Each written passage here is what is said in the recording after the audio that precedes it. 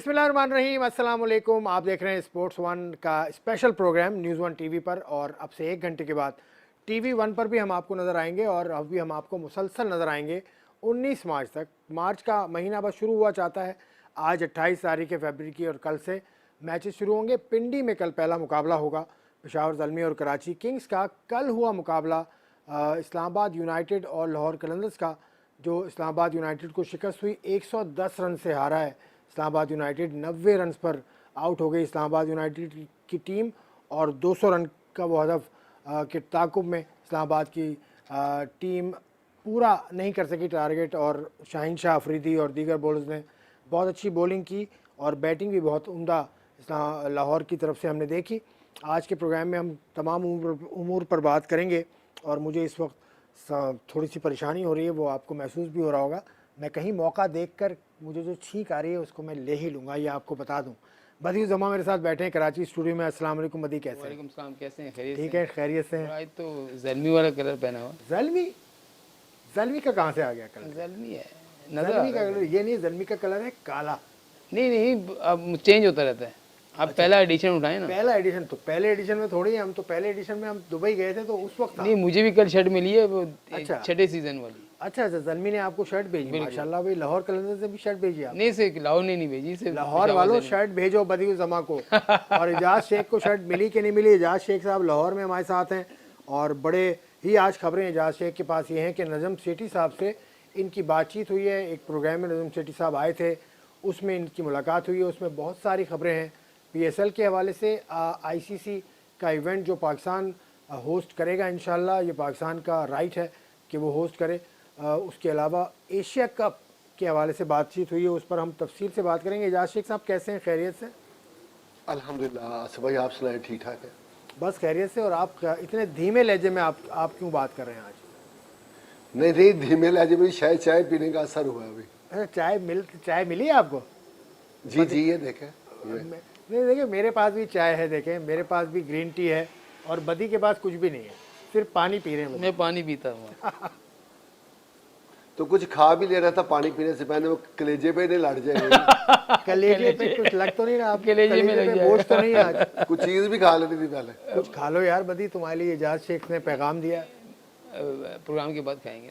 Programme के बाद खाएंगे। शुरू करते हैं जी प्रोग्राम। कल जो मुकाबला हुआ वो बड़ा अच्छा हुआ, एक तरफा रहा, लेकिन इस्लामाबाद यूनाइटेड की टीम, जो इतनी बड़ी टीम हम भी मानते हैं उसको और बड़ी टीम है, वो 110 रन से हारी। लाहौर कलंदर्स ने बिल्कुल ज़ेर कर दिया। देखिए, लाहौर कलंदर के में एक बात की उनको दाद देनी चाहिए कि वो बड़े बोल्ड फैसले कर रहे हैं, बोल्ड डिसीजन ले रहे हैं। फिर टॉस जीता, फिर बैटिंग की। उनको अपनी बैटिंग पे इतना एतमाद है कि हम इतने रन्स कर लेंगे, और अपनी बॉलिंग पे ख़ास तौर पर कि हमारी बॉलिंग ऐसी है कि सेकंड बैटिंग में जो है वो आउट कर सकते हैं हमारे बॉलर। तो कल भी उन्होंने जिस तरीके से बैटिंग की, 200 रन जो है मुसलसल दूसरे मैच में उन्होंने बनाए, तो यहाँ पर आपको क्रेडिट देना पड़ेगा। फ़खर ने पहले बहुत अच्छी बैटिंग की, अब्दुल्ला शफीक ने बैटिंग अच्छी की, सैम बिलिंग ने बहुत अच्छी बैटिंग की। तो यहाँ ये कि हालांकि 50 कोई नहीं हुआ, लेकिन फिर भी 200 रन हुए। 45 हाईएस्ट थे अब्दुल्ला शफीक के। तो यहाँ उन्होंने बैटिंग ज़बरदस्त की। और फिर उसके बाद अगर आप देखें तो जब अगर आप बॉलिंग की बारी आती है, हम ये सोच रहे थे कि इतना टोटल है, इस्लामाबाद की जो बैटिंग है वो चेस कर सकती है। लेकिन मैं बताऊँ कि शुरू से ही जो लाहौर कलंदर के जो बॉलर्स थे उन्होंने आउटस्टैंडिंग बॉलिंग की, फील्डिंग बहुत अच्छी की, बड़े अच्छे कैचेस उन्होंने लिए। तो मेरे ख्याल में किसी मौके पर उनको संभलने ही नहीं दिया। जितने बड़े नाम थे जिन्होंने पिछले मैचेस में रन किए हुए थे, चाहे वो गुरबाज हो, चाहे वो आजम खान हो, चाहे उसके अलावा दूसरे बैट्समैन हो, बिल्कुल जो है उनके मनरो जो हर मैच में रन करते हुए आ रहे थे, वो भी बड़े दब के खेले। तो मेरे ख्याल में कल के मैच में जो वाज़ेह फ़र्क हमें नज़र आया वो आपको डेविड विजे की बॉलिंग नज़र आई होगी। फिर राशिद खान की बॉलिंग बहुत ज़बरदस्त थी, आउट क्लास बॉलिंग उन्होंने की है। फिर आपको सिकंदर रज़ा को जब बॉलिंग दी गई उसने बड़ी अच्छी बॉलिंग की है। फिर शाहीन शाह अफरीदी ने खुद बड़ी अच्छी बॉलिंग की है। तो मेरे ख्याल में जो हम बात कर रहे थे कल कि दोनों का पेस अटैक और स्पिन अटैक बड़ा मौसर है, लेकिन वही फ़ायदा हुआ है लाहौर कलंदर को जो उन्होंने पहले बैटिंग की है। बाद में गेंद स्पिन भी हो रहा था, ब्रेक भी हो रहा था। बाद में विकेट के बारे में एजाज शेख साहब ज़्यादा करीबी कल पिच को देखा। डेविड विजे की बॉलिंग का बदी ने जिक्र किया। आउट क्लास किया लाहौर कलंदर ने तीनों शोबों में कल। बिल्कुल ऐसा ही है कि तीनों शोबों में आउट क्लास कर दिया इस्लामाबाद यूनाइटेड को। हालांकि उम्मीद यही थी कि जो जिस तरह हम बात कर रहे थे कि फ़खर जमान और आज़म खान का मुकाबला होगा। आप देखना ये कि वो अपनी परफॉर्मेंस का जो तसलसल है वो बरकरार रखते हैं या नहीं रखते। बेहतर है फ़खर जमान क्योंकि उन्होंने 36 रन किए, जबकि आज़म खान सिर्फ 4 रन बना सके और वो आउट हो गए। इस तरह अगर बॉलिंग का भी देखा जाए, अच्छा, और इसके अलावा कोलिन मनरो से बड़ी उम्मीदें थी कि वो लंबा खेलेंगे। गुरबाज जिस तरह बात कर रहे थे बदी भाई, गुरबाज ने भी वो कारकर्दगी नहीं दिखाई जो मैच विनिंग होती, क्योंकि उनके सामने तो टारगेट सेट था कि स्कोर कितने कर रहे हैं, लेकिन वो ये टारगेट सामने रखते हुए भी वो बिल्कुल भी अचीव नहीं कर सके। वो जो सारे का सारा क्रेडिट जाता है। एक तो हमने बात की थी कि आज क्या होगा, वो ये है कि वो जो पहली पिच पे जो मैच हुआ था पेशावर ज़ल्मी और लाहौर का, ये वो वाली पिच नहीं थी। अच्छा, ये तीसरे नंबर की पिच थी, तो फ्रेश पिच जी फ्रेश पिच थी जिस पे उनको खिलाया गया। तो मज़ेदारी की बात यह है कि ओस भी उसी तरह की, वेदर भी वैसा ही था ड्यू के बावजूद भी। तो इसके बावजूद उन्होंने टॉस जीता और पहले फिर एक बार बैटिंग को ही तरजीह दी। और इसका मतलब यह है कि उनको पता था कि हमारे बैट्समैन किस हद तक स्कोर करेंगे तो हम उसको डिफेंड कर लेंगे, डिफेंडेबल क्या है और अचीवेबल क्या है। तो जो ये बिल्कुल तय हो गया है कि बाकायदा तौर पे वो कैलकुलेट करके सारा कुछ करके तो फिर वो मैदान में उतरते हैं। आकिब जवेद टारगेट देता है, हदाफ देता है कि आपने क्या करना, आपने क्या नहीं करना। अगर उनके बताए हुए कुलिये पर एक बॉलर या बैट्समैन अगर अमल करता भी है तो वो उसमें कामयाब नहीं होता। तो आकिब ने कभी नहीं उसको कहा कि यार तू वो नहीं कर सका। उनको पता था कि ये, उनको नज़र आ रहा होता है कि मैंने जो कहा है ये बॉलर वही अप्लाई कर रहा है, मैंने जो कहा है बैट्समैन वैसे ही शॉट खेलने की कोशिश करते हुए आउट हो गया या लंबा नहीं खेल सका। तो ये बड़ी बात है। इसी वजह से जो इनकी बैटिंग लाइन है या बॉलिंग लाइन है बड़ी स्ट्रॉन्ग नज़र आ रही है, एक रिदम में नज़र आ रही है। तो ये कामयाबी भी समेट रहे हैं। जिस तरह देखे टॉम कर्न 3 विकेट ले गए, शादाब 2 ले गए, हसन अली 1 ले गए, इसके बावजूद 200 का हिस्सा सजाया लाहौर कलंदर ने। बड़ी उम्मीद थी कि फ़खर जमान लंबा खेलेंगे, 36 स्कोर पे आउट हो गए। ये जो ताहिर बेग ने 20 ये की देखिए सिर्फ। ना, सबसे अब अगर पीएसएल की बात करें तो लाहौर में जब भी रन्स बने, बड़े रन्स बने, 246 रन भी आपको पता है कि लाहौर में ही बने थे। जब सीज़न था 2022 का सीज़न था, सबसे ज़्यादा स्कोर था। तो ये दूसरी बड़ी नहीं वो बदी भाई वो 247 थे। वही मैं कह रहा हूँ कि लाहौर में काफी रन बनते हैं। मैं आपसे कह रहा हूँ कि लाहौर की विकेट पे काफी रन बनते हैं। आप देखिए ना कितने मैचेस हुए, 2 मैचेस हुए, 200 रन बन गए। तो ये दूसरी बड़ी जीत है 110 रन की। से पहले 110 रन से जो है वो टीम जीती है। फिर इस्लामाबाद 117, मुल्तान 117 रन से जीती थी, फिर दोबारा मुल्तान 110 रन से जीती थी। तो मेरे ख्याल में अब जैसे जैसे मैचेस जो है वो लाहौर में खेले जा रहे हैं तो बड़ा स्कोर हो रहा है, क्योंकि अभी पिचेस फ्रेश हैं। अब जैसे इजाज भाई ने कहा कि जो अगला पिछला मैच था वो उसमें नंबर 1 पिच पे था, अब तीसरी पिच पे हुआ है। तो अगर 5 से 6 पिचेस उन्होंने इस पीएसएल के लिए 9 मैचेस के लिए बनाई है तो वहाँ आपको रन ज़्यादा नज़र आएंगे। और रन नज़र आने का मकसद ये है कि वहाँ पर जितने ज़्यादा रन होंगे, शायकीन क्रिकेट कल भी हमने देखा कि बड़ा लाहौर में बहुत कल भी फुल हाउस था। कल भी फुल हाउस। बदी भाई हाँ मैं बताता हूँ, हाउसफुल था, जैम पैक था, वो मैं बाद में बात करता हूँ। देखिए पिच एक थी, ये तय हो गया। आपने भी माने कि पिच नंबर 3 थी तो उन्होंने 200 किया। उसमें 3 4 6 मैच तो हुए नहीं थे।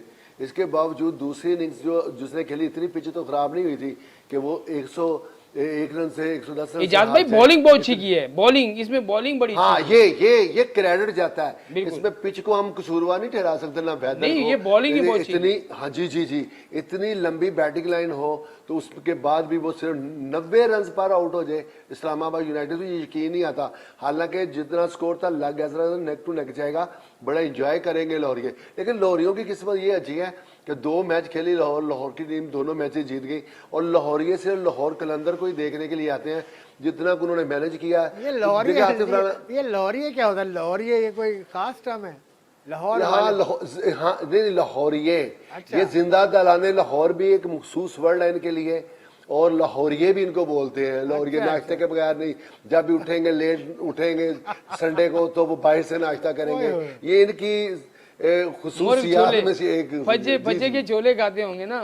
फज्जे के पाए मशहूर हैं। पाए की आपने बात की, इजाजत एक बात होता है, मोइन अली को आप जानते हैं, इंग्लैंड के हैं, उन्होंने ये कहा था कि लाहौर का जो खाना है वो अच्छा नहीं है, कराची का खाना अच्छा है। ये मोइन अली ने बात की देखिए थी। जी जी बिल्कुल ठीक। हर एक का एक अपना टेस्ट होता है। ये कराची की जो जिस तरह बिरयानी है या निहारी है उसका कोई जोड़ नहीं। वो चाहे कराची वाले आके लाहौर में भी बना लेना, तो जो जिसने निहारी खानी वो खाएगा, एंजॉय करेगा। हमारे पास मोहम्मदी निहारी वाले हैं, बड़ी अच्छी। अब हम तो वो करना शुरू कर दिया।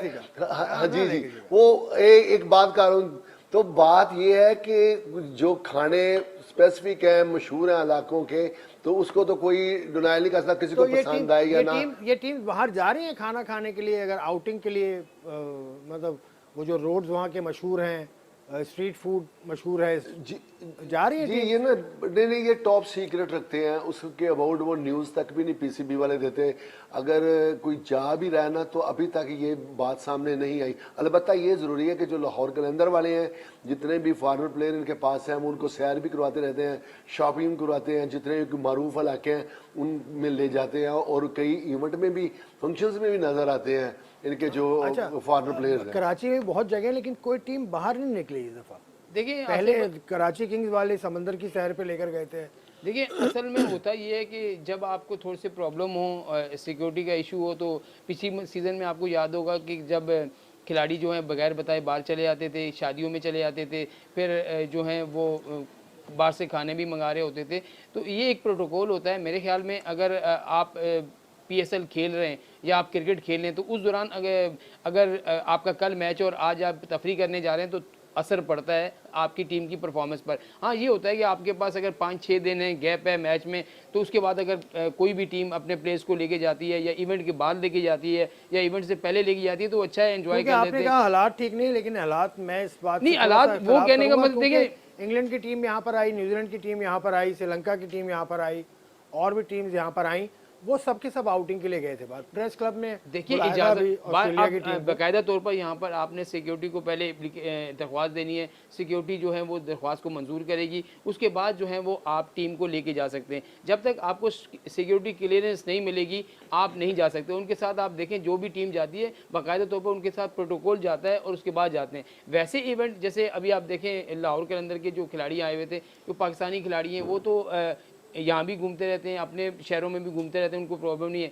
असल मसला जो होता है वो फॉरेनर प्लेयर्स का होता है। तो वो उनके अब ये है ना कि उनकी सिक्योरिटी बहुत ज़रूरी है। खुदा न खासा कोई मसले मसाइल हो जाते हैं तो फिर बात आ जाती है कि भाई आप जब उस सिक्योरिटी में तो आप कैसे चलेंगे। तो ये चीज़ें क्योंकि सिक्योरिटी का इशू है। एजाज भाई आते हैं इस्लामाबाद यूनाइटेड की बैटिंग की तरफ। इस्लामाबाद यूनाइटेड 2 बैट्समैनों पर बहुत ज़्यादा डिपेंडेंट था, आज़म खान और आसिफ अली। वो कल शायद पेस से थोड़ा सा घबरा गए।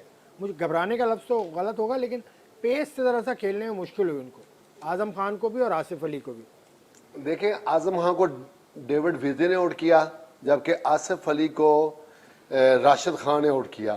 तो आसिफ ने सिर्फ 3 रन बनाए और आज़म ने सिर्फ 4 रन बनाए। जब मैच का एक माहौल ही ऐसा बन गया, ऊपर वाले batsman Rahmanullah Gurbaz, Colin Munro, Dussen, Shadab, ये सारे एक लाइन ही लग गई आउट होने की। वो आते थे आके फौरन जा रहे थे, तो शायद उसी रिदम में ये भी निकल गए हैं। हालांकि लोगों को इस बात की बड़ी उम्मीद थी कि वो आज़म खान की बड़ी बड़ी शॉट्स जो छक्के लगा रहे हैं, अच्छा परफॉर्म कर रहे हैं, तो लोग इंजॉय करेंगे। लोगों से हमारी जो बात हुई तो वो ये कह रहे थे कि आज असल में जो मुकाबला ना वो फ़खर का और आज़म का, आप देखना कि कौन ज़्यादा रन बनाता है। लेकिन ये क्रिकेट है, जो आम शायकीन क्रिकेट है वो जानता बूझता हुआ फिर भी कुछ ना कुछ उम्मीद लेके, कुछ चीज़ दिमाग में लेके स्टेडियम के अंदर आता है कि वो एक उसका फेवरेट कोई बॉलर होएगा, कोई बैट्समैन होएगा, एक टीम होएगी, वो उसको देखते हुए वो मैच को फिनिश करता है। जब वो तीनों पे पूरा उतरता है तो उसकी टीम जीत जाती है, तो वो एंजॉय करता है कि मेरे पैसे पूरे हो गए। आज़म खान से शिकायत तो कोई भी नहीं है, शिकायत तो कोई भी नहीं है, नहीं शिकायत नहीं। देखिए कल जो नया है फखर से मिलाना थोड़ा सा, कल उसका जो आउट होना था वो भी बड़ा अजीब व गरीब। तो आप देखें कि बिल्कुल विकेटों के सामने आ गए और सामने आने के बाद उन्होंने कोई शॉट ही अप्लाई नहीं किया कि वहां आने के बाद चाहे वो अगर वो मिड विकेट खेल देते या सीधा खेल देते तो हो सकता है वो एलबी से भी बच जाते, लेकिन बिल्कुल सामने आ गए और सामने उस पर खा गए। दूसरा ये है कि सबसे मैं अगर आप इस्लामाबाद की बैटिंग देखें तो मुझे समझ नहीं आ रहा कि जो शादाब खान है वो नंबर 4 पर क्यों आ रहे हैं। 5 मैचेस में उनकी 20 रन है, 5 मैचेस में 20 रन आपने 4 नंबर पे बैटिंग करते हुए बनाए, तो मेरे ख्याल में इनको अपना नंबर भी सही करना पड़ेगा। चले, ये एक मशवरा बदी जमा की जानिब से है, लेकिन इंतज़ामिया बड़े अरसे से इस्लामाबाद की इंतज़ामिया शादाब खान पे काफ़ी डिपेंडेंट होती है और वो बड़े अरसे से ही टॉप ऑर्डर बैटिंग कर रहे हैं। ये पहला सीज़न उनका नहीं है। खैर एक ब्रेक लेते हैं, ब्रेक के बाद हम मज़ीद बात करेंगे, मज़ीद इश्यूज़ को हम खोलेंगे, तो आपको पॉइंट्स टेबल की सिचुएशन भी आप बताएंगे नई कि इस वक्त क्या है, इस ब्रेक के बाद।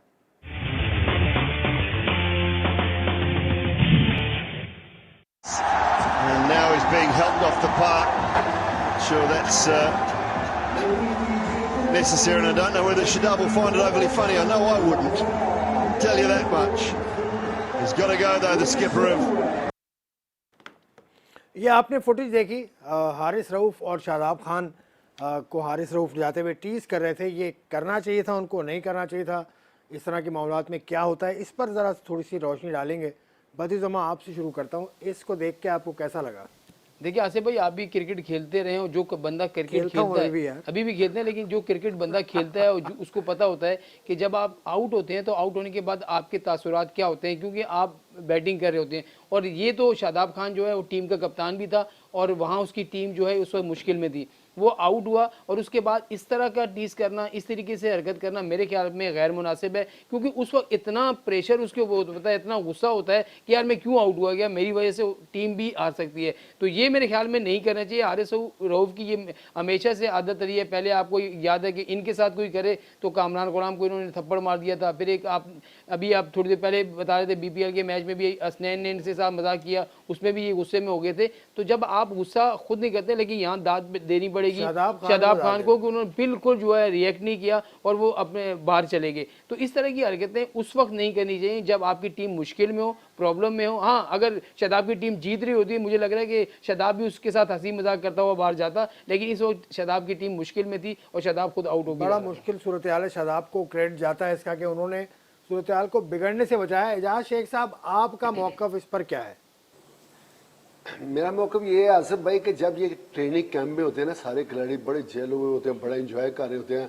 ख़ास तौर पर जो सबसे ज़्यादा इंजॉय कर रहा होता है, शायद वो अपनी कॉन्फिडेंस की बहाली के लिए कर रहा होता है, वो हसन अली है। वो खुद मीडिया की तरफ मुतवज्जो होता है, उनसे भी शरारतें कर रहा होता है, कभी कैमरा मैनों को छेड़छाड़ कर रहा होता है। इसी तरह शादाब खान जब प्रेस कॉन्फ्रेंस में बैठे हो ना, अब इन्होंने बड़े MOU साइन किए हैं मुख्तलिफ कंपनीज के साथ, तो उस दौरान अगर कोई एक बंदा भी सामने बैठा, मुझे भी इतफाक होता रहा है, तो वो पूरा इंजॉय करके उसको जवाब देते हैं। लेकिन ये जो मौका है, ये तो मैच में हो रहा है ना? जी जी जी जी, मैच में वो पॉसिबल है। जो हमें पता चला है कि वो बड़ा मैच शुरू होने से पहले ये कह के आया था अपने दोस्तों को कि मैं जीतूंगा, मेरी टीम ही जीतेगी, तो मैं ऐसे पिटाई करूंगा, ये करूंगा, वो करूंगा। अब वो उस चीज़ को सीरियस ले गए। शादाब साहब आउट हुए तो क्रीज पे खड़े हो गए, फिर रिव्यू भी लिया, वो भी वाजे हो गया। अच्छा। फिर वो जाने का दिल नहीं कर रहा था कि मैं वापस कैसे जाऊं।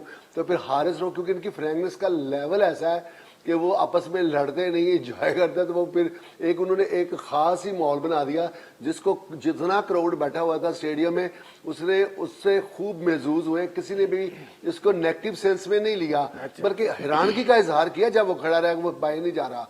लेकिन जब वो जिस तरह छलांगे लगाते, छोटी छोटी छलांगे लगाते हुए बाहर लेके गए, पकड़ के ले, और जाते हुए उसने कोनी उसको मारी, तो इस अमल से सारा जितना क्राउड था उन्होंने क्लैपिंग की, एंजॉय किया। अच्छा, मतलब महसूस हुए लोग। आपके ख्याल में ठीक है, ये सब करना चाहिए? हाँ, ये एंजॉयमेंट थी, कोई खास बात नहीं थी मेरे ख्याल में। तो अच्छी बात है। चलें, एजाज भाई का मौक़िफ़ कुछ और है, आपका कुछ और है, मेरा कुछ और हो सकता है इस पे, लेकिन खैर ये किस्सा तो चलते रहते हैं इस तरह के फील्ड पे। आपने कहा हारिस रऊफ इससे पहले भी इस तरह की चीज़ों में हो रहा है, लेकिन शादाब ने जिस तरह से गुस्सा अपना कंट्रोल किया, शादाब, मुझे ऐसा लग रहा था कि शादाब उनको धक्का मार देंगे। देखिए आसिफ भाई, मैं वो बात नहीं कर रहा। देखिए प्रैक्टिस में आप हों, कैंप में आप हों, या किसी की प्रेस कॉन्फ्रेंस में हो, तो वो चीज़ें चलती रहती हैं। प्रैक्टिस में बहुत सारे खिलाड़ी एक दूसरे मजाक कर रहे होते हैं, एंजॉय कर रहे होते हैं। आज तक के मैच से पहले भी अगर आप देखें तो जब टीमें आपस में प्रैक्टिस कर रही होती हैं उस वक्त भी एंजॉय होता है। लेकिन जो मैच होता है, मैच में बड़ा सीरियस होकर खेलना पड़ता है, क्योंकि जीत और हार का मसला होता है। और एक ऐसा ये तो आप इस लेवल का मैच देख रहे हैं, बहुत सारे जो फर्स्ट क्लास के मैच होते हैं, डोमेस्टिक के मैच होते हैं, तो एक बार ऐसे ही कुछ हम मैच कवरिंग के लिए गए, तो वहाँ पर मैं एक प्लेयर बाहर आ रहा था, तो ऐसे ही मैंने उससे बात कर ली, तो मुझे उसके मैनेजर ने कहा कि यार अभी इससे बात ना करो, ये आउट हो गया है, इसका थोड़ा इसको ठंडा होने दो। तो ये चीज़ें होती हैं। एक प्लेयर जो होता है, ज़ाहिर है वो रन्स करने के लिए गया होता है, टीम को जिताने के लिए गया होता है। आपके साथ हुआ कभी फील्ड पे ऐसा? मेरे साथ तो नहीं हुआ, लेकिन मैंने देखा ज़रूर है। और ये इस पे मुझे मैनेजर ने मना किया कि आप अभी इसको ना छेड़ें, क्योंकि अभी ये आउट हो गया है, इसके हो सकता है क्या कुछ हो, आपको कुछ बोल दे। ये चीज़ें होती हैं, और इतने बड़े लेवल का मैच होता है ना, तो उसमें होता है कि बड़ी भाई, एजाज जी भाई, जी आपसे एजाज भाई, इससे आज बड़ी मुत्तफिक भाई नहीं होंगे। ये जितने भी मैचेस होते हैं ना, हम गज़ाफी स्टेडियम में कवरेज करते हैं, आप भी कराची में करते हो, तो हीट ऑफ द मूवमेंट होती है और कुछ भी नहीं होता। कितने हाँ, प्लेयर्स होते हैं इसमें तो पूरी, इसमें तो कोई शक कितना एक लाइन लगा के बैठे होते हैं, सारे कैमरे भी होते हैं कि आए जल्दी जल्दी, किसी की वो ख़त्म हो रहा होता है टाइम, कैमरामैन कहता है मुझे रिप्लेस दे दो, रिपोर्टर कहता है मेरा टाइम हो गया, मैंने वापस जाना है, ताकि अभी वो निकले पैड भी किए हों और बैट्समैन आके मुझे इंटरव्यू दे दे, या बॉलर आ रहा अभी उसने पानी पीना होता है, रिलैक्स होना होता है। तो ये कई बार ये रूटीन की बात है, ये मामूल की बात है, कोई नई बात नहीं है। वो पहले वो रिलैक्स होते हैं, बात करते हैं, फिर एक उनको सोचने का भी मौका चाहिए। बाज़ को बाद मीडिया वाले जानबूझ के डिले करते हैं कि जो क्वेश्चन उन्होंने करने, ये तुझसे क्या क्वेश्चन कर सकते हैं, इसलिए थोड़ा सा उसको सिखाते हैं कि जाके ये सवाल हुआ तो आपने ये जवाब देना है, ये सवाल हुआ, ये भी होता है। अब आते हैं पीएसएल के पॉइंट्स टेबल की तरफ के। इस वक्त पोजीशन क्या है, क्योंकि आज है आराम का दिन, ये पीएसएल में दूसरा दिन है कि कुछ मुकाबले नहीं हो रहे, तो पॉइंट्स टेबल की सिचुएशन के हिसाब से Lahore Qalandars is topping the table at the moment, और उनके बाद है मुल्तान सुल्तान। दोनों के 8-8 पॉइंट्स हैं, लेकिन लाहौर ने क्योंकि मैचेस कम खेले हैं मुल्तान की बनिस्बत, तो इसलिए लाहौर का नंबर 1 है। इस्लामाबाद यूनाइटेड तीसरी पोजीशन पर है 6 पॉइंट के साथ, 4 पॉइंट्स लिए कराची किंग्स ने, चौथा नंबर है। पेशावर ज़ल्मी के भी 4 पॉइंट्स हैं, लेकिन रन रेट पेशावर ज़ल्मी का थोड़ा सा नीचे है कराची किंग्स की बनिस्बत। कराची किंग्स का रन रेट मजबूत है, और कोयटा ग्लैडिएटर अभी तक बिल्कुल बॉटम ऑफ द टेबल पे -1.877 is the run rate of Quetta gladiator. 4 teams of course play of के लिए क्वालिफाई करेंगी।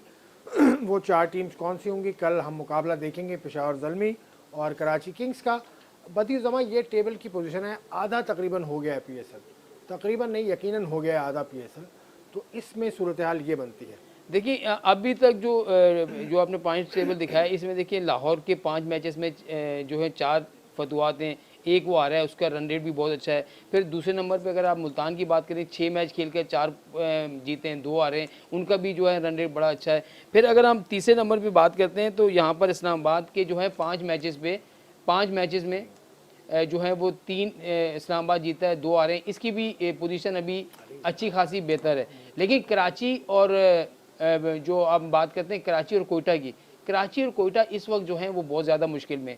अब इन दोनों टीमों को जो है कराची को कोई मैच हारना भी नहीं है, और प्लस इसके साथ साथ अपने रन रेट को भी बेहतर करना है। यही सूरत हाल जो है वो आपके कोयटा के साथ भी है। कोयटा की टीम अगर एक मैच और हार जाती है, तो फिर इसके लिए समझ लें कि पीएसएल के ऊपर 4 में जाने के लिए मेरे ख्याल में उसका 30% ही चांस रह जाएगा। वो भी अगर मगर की सूरत हाल जब भी होती है, आप देखें बड़े इवेंट में जब अगर मगर होता है तो वो चीज़ हो जाएगी।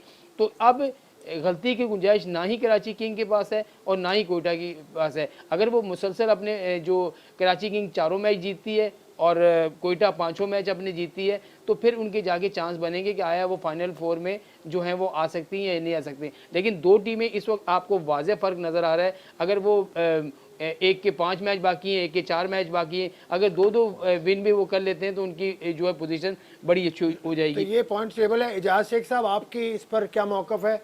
लाहौर कलंदर्स क्लियर फेवरेट है इस वक्त, मुल्तान पीछे उनके, इस्लामाबाद यूनाइटेड है, कराची है, पेशावर है, फिर कोयटा है। देखिए आसिफ भाई, ये top of the table Lahore Qalandar ज़रूर है, मुल्तान सेकंड नंबर पे है, बिल्कुल ठीक है। अभी जो 11 मैचेस लगातार उधर रावलपिंडी में पिंडी स्टेडियम में होने हैं और 2 मैचेस इधर हैं, यानी टोटल 13 मैचेस पड़े हुए हैं। तो उन 13 मैचेस में कुछ भी हो सकता है। अगर मगर की जो सूरत हाल है वो इवेंट ही नहीं होता जिसमें अगर मगर की सूरत हाल ना हो। ये आज लिख लें, ये इसी तरह होएगा जो अब लास्ट 4 टीमें, ये लाजमी होएगा। और ये मैं समझता हूँ कि कोयटा ने जो पहले मैचेस में अपना कॉन्फिडेंस लूज किया, मैचेस हारे, पॉइंट्स भी खोए, तो उसके बाद इतने पॉइंट्स खोने के बाद इस तरह की परफॉर्मेंस के साथ लोग भी और टीम मैनेजमेंट भी और प्लेयर्स भी ज़हनी तौर पे तैयार हो जाते हैं कि शायद हमारा चांस ख़त्म हो गया है। लेकिन क्रिकेट है, चाहे कराची की टीम हो चाहे कोयटा की टीम हो, ये कम बैक कर सकती है। कम बैक करने के लिए कौन सी है बाय द वे, आपकी फेवरेट टीम है कोई पीएसएल में? या लाहौर या लाहौर को फेवरेट करें? देखिए नहीं, मेरी बात सुने, मेरी सारी फेवरेट टीमें हैं मेरी कोई ये नहीं है कि मैं लाहौर को सिर्फ सपोर्ट करूँ या मैं लाहौर को अप्रिशिएट करूँ तो बाकी टीमों को नहीं। देखो बाबर आजम लाहौर से बिलोंग करता है, पेशावर ज़ल्मी का कैप्टन है, ठीक है। तो अब बाबर आजम के होते हुए जो मुलाकात भी होती है हमारी, ये तो हम प्रेस कॉन्फ्रेंसों में भी उसको अटेंड करते हैं, एक दूसरे को देखते हैं, इस्लाम दुआ भी होता है, तो फिर मैं तो पेशावर ज़ल्मी को भी पसंद करूंगा। अब हमारी पसंद नापसंद का इससे पॉइंट टेबल से कोई तलक नहीं। अच्छा, वैसे अगर आपने जी जी मजबूत तरीन टीम आपको इस वक्त कौन सी लगती है? Half of the PSL has gone. देखिए ये तो पॉइंट्स टेबल खुद बता रहा है कि जो टॉप क्लास टीम अभी जो पॉइंट्स टेबल पे जो टॉप पे है वो लाहौर कलंदर है। लेकिन अब देखना ये है कि क्या ये अपना रिदम बरकरार रखेगी, इसी तसलसल को बरकरार रखते हुए तो इस पॉइंट्स टेबल को देखते हुए आपको फाइनल 4 कौन सी नजर आ रही है, ये आपसे सवाल है। अच्छा, ये अगर आज तक की बात की जाए तो सिर्फ आज तक की बात की जाए तो आज तक की बात की जाए वो तो नजर आ रहा है ना भाई। आज तक की बुनियाद पर आप अगले मुझे 10 दिन का अहवाल आपको लगता क्या है, टॉप 4 में कौन सी टीम्स आ जाएंगी? ये मैं भी बताऊंगा, बदी भी बताएंगे। सही। अच्छा, मेरे ख्याल से लाहौर कलंदर आएगी। सही है, आ गई। मुल्तान सुल्तान नंबर 2 है, इस्लामाबाद यूनाइटेड भी ओके है। अब जो फड्डा है वो 3 टीमों का, कराची, पेशावर और कोयटा का, ठीक है। और पेशावर और कोयटा का ज्यादा पेशावर और कोयटा का ज्यादा ब्रेक की मुझे इजाजत दीजिए, ब्रेक लेकर मैं जल्दी से आता हूँ। अपनी कैलकुलेशन इसी असना में पूरी करके रखें दोनों हजरात। एक ब्रेक।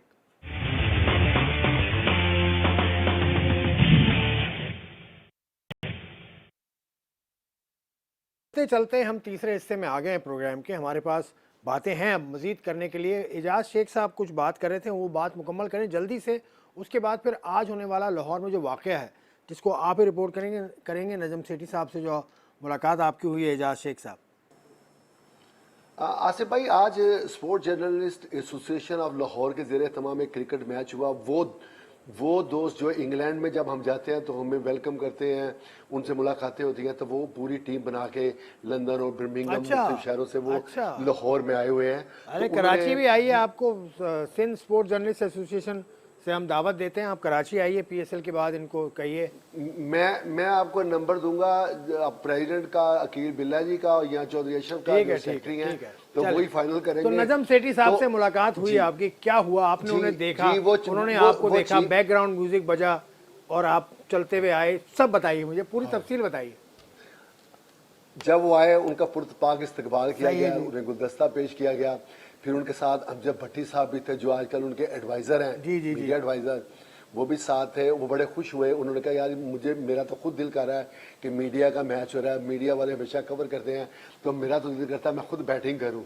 अच्छा, वहाँ पे उनसे जो मीडिया टॉक हुई तो उन्होंने वाजे एक बार फिर कर दिया कि ये जो 20 मार्च को दुबई में इजलास होने जा रहा है, एक ICC का और उसके बाद ACC का, तो उसमें 2 टोक मौक़िफ़ होएगा। वो जो पाकिस्तान हुकूमत से वो हदायत लेंगे तो वहाँ की सूरत हाल देखने के बाद उसको फाइनल किया जाएगा कि चाहे वो चैम्पियंस ट्रॉफी है, एशिया कप है या वर्ल्ड कप है, वहाँ पे पाकिस्तान का मौक़िफ़ क्या होगा।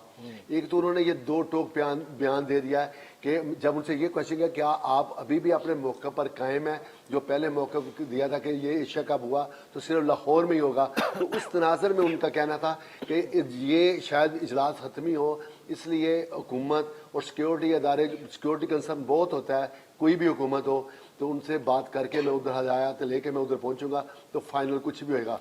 फिर उनका ये भी कहना था कि अब लाहौर में जितनी आबादी है, जितना क्राउड आ रहा है, तो ज़रूरी है कि 4 से 5 जो स्टेडियम है ना वो मुल्की सतह पर नए बनाए जाए जिनमें कैपेसिटी ज़्यादा हो। और लाहौर में एक होटल बनाने का भी उन्होंने इशारा दिया और ये उन्होंने वाजे कर दिया कि पंजाब गवर्नमेंट इस पर एग्री है और जल्द PCB को लीज पे जगह भी दे देंगे।